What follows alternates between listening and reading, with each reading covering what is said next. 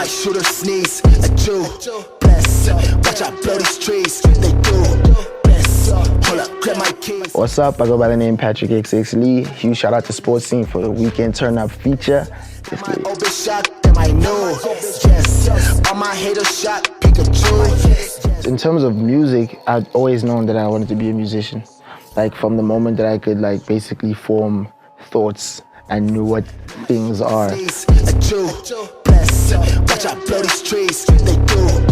First of all, I was actually born, I'm Zambian actually. So I moved here when I was about 6 and spent, I guess, the remainder of my life here in Johannesburg. That's when I started getting interested in music. I had a cousin of mine who used to listen to a lot of gangster rap CDs. And then one day when I was a kid, he locked me in a room. He locked me in a room with a stereo and just gangster rap CDs. And then I was just like, there was nothing else to do. So I'm just like playing the CD, off the CD, off the CD. And then, I don't know, it's always been easy for me to remember lyrics. So that's, I guess, how I started getting into music, because I just remember the lyrics so well. And then I also remember when I was a kid, my dad got me like this CD Walkman from the States. I was in the car when my mom would take me to school. I'd be rapping in the back seat. I started off listening also not only gangster rap, but also rock music. So when I was a kid, I listened to a lot of Linkin Park. And they had a rapper, Mike Shinoda. He was part of the band, so that was dope for me. That was where I kind of got the inspiration of merging sounds. So I actually didn't even know it was a merging of sounds. I just took it for what it was. But yeah, I guess as a kid on the rap side, I was listening to a lot of Kanye, Jay-Z, Nas, 50 Cent, Raekwon, Ghostface, who else? Mobb Deep, Tupac, Biggie.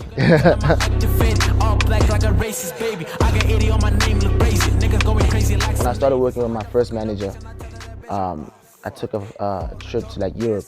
And when I took this trip to Europe, everyone was like, okay, damn, something must be happening with this kid. So people started paying attention, just the news of that happening, like, just started to pay attention. And I dropped a tape when I had all that attention on me called Disco Utopia. And that was pretty dope. It got received pretty well. I say when the real start of it happened is when I really started collaborating with my peers like Champagne, Marley. So I remember me and Jay dropped a song called Phone Erotica.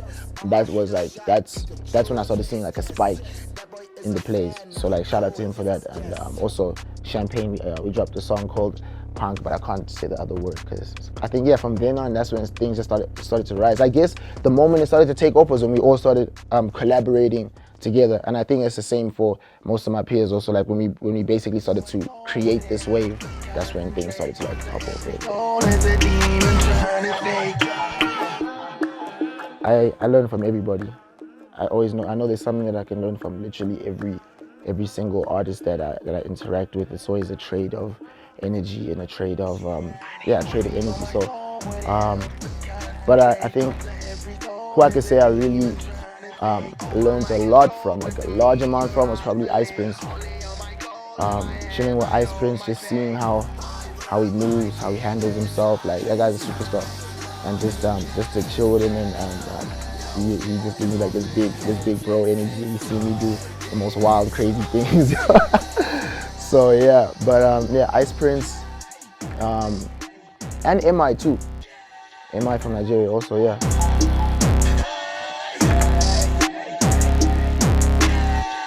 For me, that was just, I've always been interested in like the unknown, you know. I've always had theories on what is the greatest scheme of things going on in this plane, like, but I guess about, maybe it was last year, or yeah, I think it was about last year, is when I feel like the world started reacting to me, you know what I'm saying? Like, I feel like I'd finally like kind of broken a barrier, and now I could see things more clearly, interpret science more clearly. And I've come to realize that if you talk to the universe, it'll talk back to you. And you ask, you receive whatever you ask for, you end up receiving. So, and I feel like Oh yeah, I also been delving a lot into like the laws of the universe, and one of the craziest things that I realized is that the laws of the universe, they take place whether you know about them or not. Basically, I reached a point where I stopped writing music. Now I just say whatever comes to my head. The first thing that comes to my head is what I'll say, and I did that because I heard of this theory that says if you're just speaking but you don't necessarily know where it's coming from, then it's coming from the universe. Then that's when you're like in line with the universe. You just basically, you're really a conduit, or you open yourself up to be a vessel. So in terms of eternity and just my whole direction of music right now is like, I wanted it to be mysterious in the sense that it could mean anything to the listener. You know, I want people, because if I define my art for people, it puts it in a box for people to say like, oh, okay, this is emo, this is trap, this is this. So in terms of eternity, I can't really disclose where that name came from because I don't even know where it came from. The legacy that I want to leave behind is I just want kids to love themselves, basically, accept themselves and always be themselves, and not feel like they have to change to suit someone else's image, and not feel like they have to follow a dream that they don't want to follow, you know. Because I know for a fact that if you're doing what you love, it's going to be effortless for you. You won't feel like it's a mission to get up early if you're doing something that you love.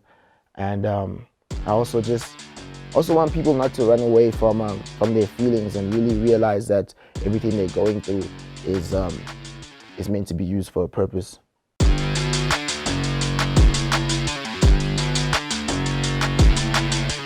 I feel like right now, hip hop in Johannesburg and in Africa genuinely is like, okay, it's like 5 to 10 years ago in the States, that's when like hip hop like took off like this, right? I feel like that's what's about to happen over here. I feel like it's about to become like a leading genre, and I feel like where it could go, it could be recognized as a global thing, and not necessarily known as African rap music, as opposed to just being rap music, you know.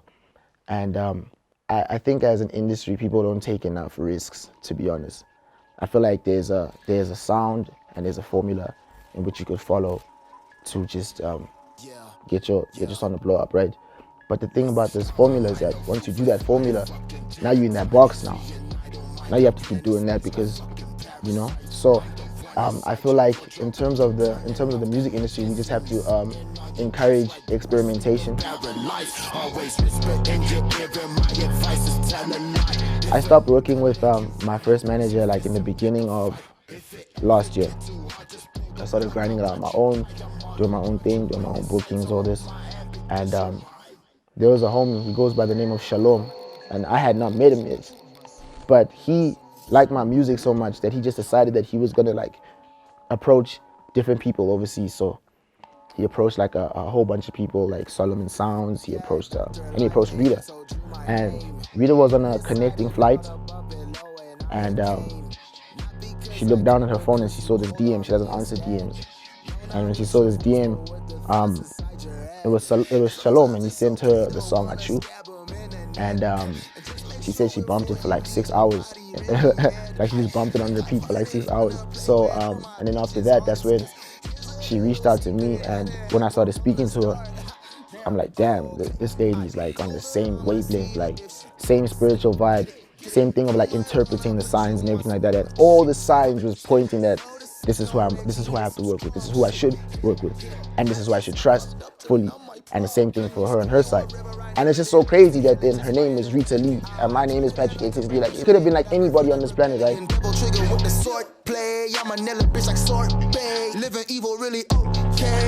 I have tons, like a lot of international features on the way. Yeah, you guys just wait for the videos for Eternity and the Eternity album. I really feel like this is the project that's gonna define my career. Always whisper in your ear, and my advice is tell a lie. If a nigga let you